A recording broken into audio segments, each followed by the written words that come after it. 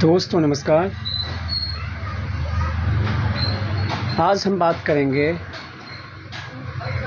बदलते मौसम का, और वो बदलता मौसम कौन सा है, यानी इस देश की बदलते करवट की ओर जाती हुई सामाजिक व्यवस्था, जिसे हम वर्तमान में अलगाववाद और फांसीवाद का दौर कह सकते हैं, जहां एक और इस देश का मुख्य अर्थदाता जिसे मजदूर कहते हैं, अन्नदाता जिसे किसान कहते हैं, सुरक्षादाता जिसे युवा कहते हैं, और जन्मदाता जिसे हम महिला कहते हैं। इस देश का ये चार वर्ग बहुसंख्यक वर्ग है। इस देश की बुनियाद है, इस देश का भविष्य है और इस देश का वर्तमान भी है। वर्तमान की अर्थव्यवस्था, वर्तमान की जीवन चर्या दो कंधों पर टिकी हुई है, जिसे किसान और मजदूर कहते हैं।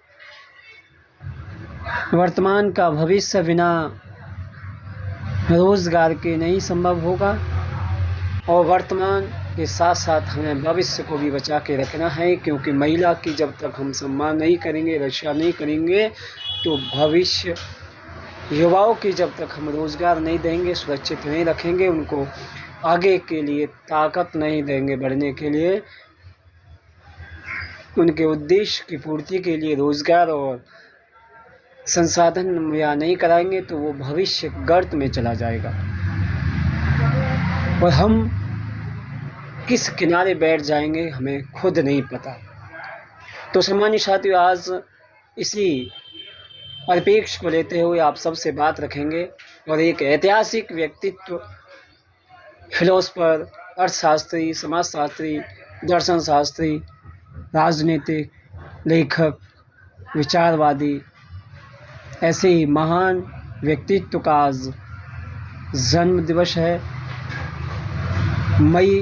5 मई 1818 में ऐसे व्यक्तित्व का जन्म हुआ जिसको कम्युनिस्ट के नाम से ख्याति मिली, और उनके समय जब इस दुनिया से जब वो गए तो मात्र उनके जीवन और उनके अंतिम यात्रा में मात्र 11 लोग थे, और ऐसे 11 लोगों ने इस देश दुनिया में उनके विचारधारा को इतना फैलाया कि आज उनको कार्ल मार्क्स के नाम से उनकी हर व्यक्तित्व को एक अपनी परिचय का मोहताज नहीं होते।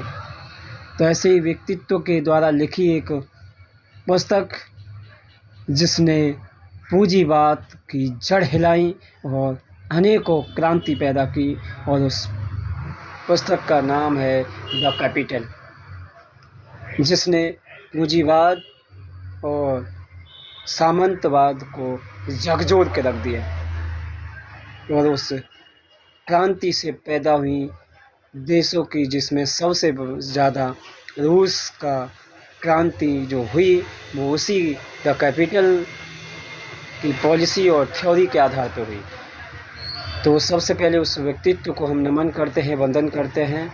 आज उसी परिप्रेक्ष्य में हम बात करेंगे जो हम पिछले काफ़ी समय से इस देश में समता, इक्वलिटी, जो इस देश के महापुरुषों ने इसमें सबसे ज़्यादा रोल रहा, परम पूज्य बाबा साहब का, जिन्होंने उन फिलोसफर, उन दार्शनिकों को पढ़ा और उसके बाद इस देश में उस चीज़ को लागू करने की साहस किया,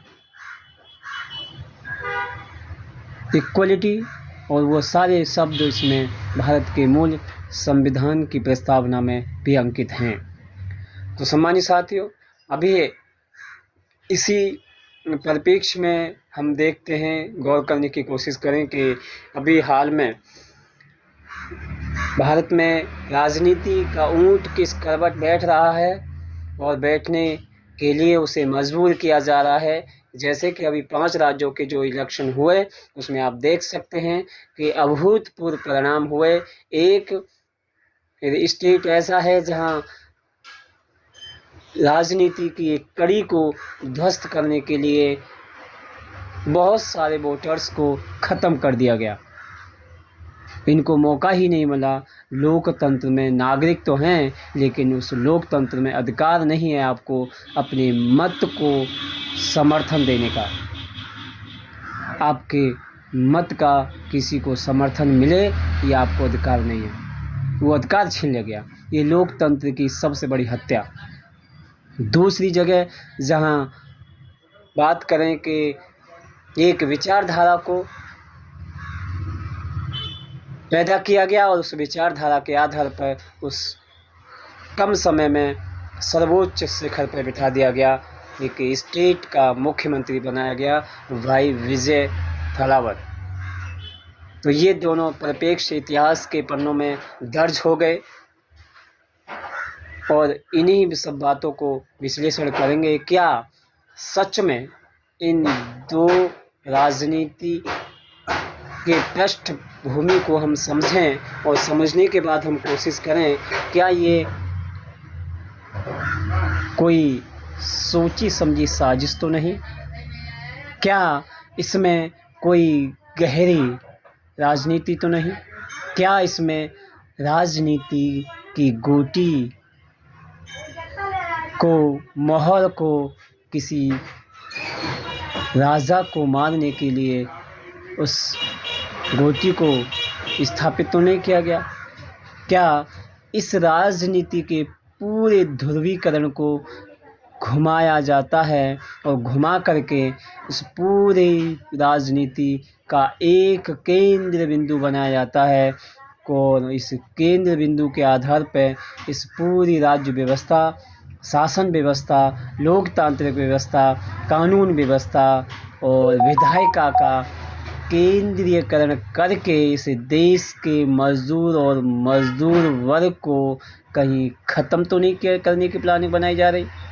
जी हाँ, ये सत्य है। आप देखिए, पिछले समय में से लगभग मैं समझता हूँ पिछले 10 और 12 साल से एक राष्ट्रीय आंदोलन के नाम पर इस देश की जो बुनियाद है, इस देश की जो व्यवस्था का मूल ढांचा है, उस मूल ढांचे को ध्वस्त करने की प्लानिंग चल रही है।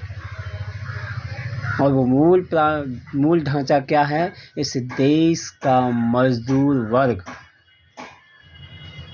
मजदूर वर्ग, वो मजदूर वर्ग जिससे किसान मजबूत होता है, जिसे ज़मींदार मजबूत होता है, जिसे कंपनियों के मालिक मजबूत होते हैं, जिससे पूंजीवाद मजबूत होता है, जिससे इस देश की सामंतवादी व्यवस्था मजबूत होती है, जिससे इस देश की लोकतांत्रिक व्यवस्था मजबूत होती है, जिससे इस देश की न्यायपालिका मजबूत होती है, जिससे इस देश की आर्थिक व्यवस्था मजबूत होती है, जिससे इस देश का भविष्य मजबूत होता है, जिससे इस देश की हर सांस मजबूत होती है, जिसे किसान, मजदूर, युवा, महिला कहते हैं। अगर हमने इन चारों को सुख सुविधा अत्यधिक दे दी, इनको चैन से जीवन खाने पीने के लिए व्यवस्था कर दी, तो आखिरकार हमें समझेगा कौन? ये व्यवस्थित हो गए तो ये हमसे सवाल करेंगे, और सवाल करेंगे तो हमें जवाब देना पड़ेगा, और जवाब देंगे तो उसका हल होगा, और जहाँ हल होता है वहाँ समाधान हो जाते हैं। इसलिए हमें कोई समाधान नहीं करना है, इनको लाचार, कमज़ोर, बेबस और दयनीयता की स्थिति में बनाए रखना है, जिससे ये अपने दैनिक भोजन की ज़रूरतों को पूरा करने के लिए लगातार मेहनत करें, लगातार संघर्ष करें, और संघर्ष करते करते मज़दूर की मिट्टी में मिल जाएं और मिल कर के दफन हो जाएं। ये है इस देश के लोकतांत्रिक में बैठे उन सत्ताधारी, सामंतवादी, पूंजीवादी के दम पर